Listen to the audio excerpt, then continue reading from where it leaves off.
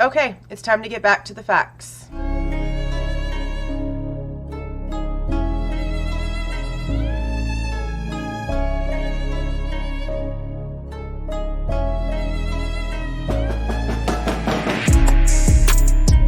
Hey guys, this is Jules with True Crime Reactions.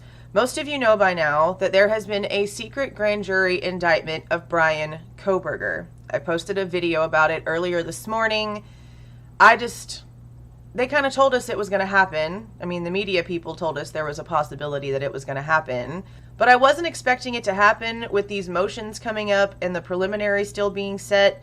It's a little confusing, but it is what it is, and we just have to go from here.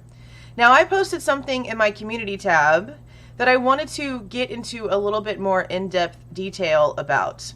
There is a paragraph about the Sheath DNA in both the state's response and Detective Payne's PCA that I wanted to try to figure out if the verbiage is telling me what I feel like the verbiage is telling me. But I wanted to lay it out verbally to you guys here, along with going over some of the ICR protocols and rules that are mentioned in the state's response for the reasons why they deem the genealogy reports do not belong to Bryan Kohberger's defense team. So I'm going to read the paragraph from the PCA, and then I'm going to read the portion of the state's response that I am trying to compare and figure out here. The PCA paragraph. On December 28th of 2022, the Idaho State Lab reported that a DNA profile obtained from the trash and the DNA profile obtained from the sheath identified a male as not being excluded as the biological father of the suspect. The verbiage here almost makes it seem as if the trash DNA and the sheath DNA were tested together to identify as the father of the suspect. So that right there is a little confusing with the way that they put this, honestly. Now, I know verbiage in these things can be vague and can be generic, and that can be for reasons. But for this, I don't feel like there should have been an exception. There should have been a lot more detail in the way that things were written out here.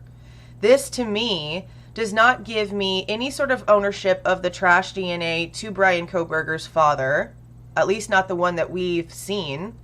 This also doesn't tell us that the match is for Bryan Kohberger. It just says the DNA on the sheath. Now, I know they would have obtained Bryan's DNA upon arrest, and they've most likely done more testing, which is what they were supposed to do, direct DNA testing, which means that they would have taken Bryan's DNA and matched it directly to the DNA found on the sheath.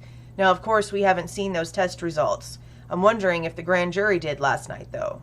But there's literally no ownerships or detailed names of the actual DNA profiles being tested here, which could be nothing, but the state's response makes me question the way that the PCA has that written. Now, the biggest sentence that pops out to me in the state's response is this one. None of the documentation being sought belongs to the defendant, and belongs is in quotations. Now, this is where they start actually putting in some of the ICR rules that they are trying to state is the reasons why the state deems none of this is necessary to be handed over to the defense. I wanted to pull up the ICR 16 myself and go over the rules they're citing here. So let's go ahead and start reading these.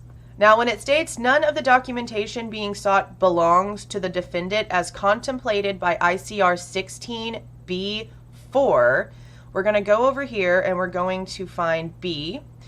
B is disclosure of evidence and materials by the prosecution on written request. Except as otherwise provided in this rule, the prosecuting attorney must at any time following the filing of charges on written request by the defendant disclose the following information, evidence, and material to the defendant. And if we go down here to 4, it states documents and tangible objects. On written request by the defendant, the prosecuting attorney must permit the defendant to inspect and copy or photograph books, papers, documents, photographs, tangible objects, buildings or places, or copies or portions of them that are in the possession, custody, or control of the prosecuting attorney and that are material to the preparation of the defense, are intended for use by the prosecutor as evidence at trial, or were obtained from the defendant or belong to the defendant.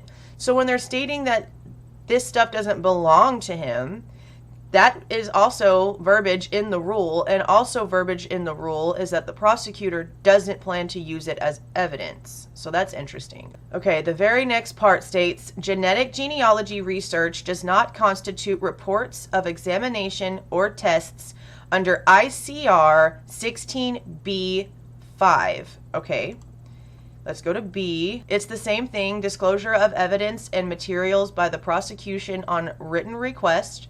Now let's go down here to 5. Reports of examinations and tests. On written request of the defendant, the prosecuting attorney must permit the defendant to inspect and copy any results or reports of physical or mental examinations and of scientific tests or experiments made in connection with the particular case that are in the possession, custody, or control of the prosecuting attorney, or the existence of which is known or is available to the prosecuting attorney by the exercise of due diligence. Okay, examinations and tests. I don't see anything in here that would claim that this shouldn't be going to Brian. This doesn't state anything about it not being used at trial or anything like that, so I don't see anything in there stating a reason. Okay, next. And any genetic genealogy research is exempt from the disclosure under ICR 16G2. Now, this one is the one that I heard the lawyer that the Pascal show had on yesterday talk about. I had a couple of comments about what she was saying, so I went over there and listened until she got to that part, and I was a little floored. So, yeah, 16G. Let's go down to G. There's C, there's D, there's E, there's F, there's G.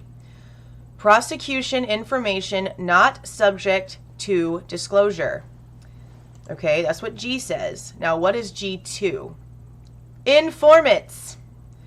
Disclosure must not be required of an informant's identity unless the informant is to be produced as a witness at a hearing or trial, subject to any protective order under subsection 1 of this rule or a disclosure order under subsection B6 of this rule. Why? In the state's response, are they stating that the genetic genealogy research is exempt from disclosure because it possibly belongs to an informant? Disclosure must not be required of an informant's identity. So what does that mean? Is Brian Kohberger's dad an informant? Because that's the DNA profile they're expecting us to believe they took out the Pennsylvania trash can. Is Brian Kohberger himself an informant? Because they're wanting us to believe that it's his DNA on the knife sheath. Or is the DNA on the knife sheath the DNA of an informant and it has nothing to do with Brian Kohberger? Do y'all now understand why I'm questioning the verbiage in these reports? But now I want to know what you guys think. Am I seeing this correctly? Am I right to be questioning this? Let me know. See y'all.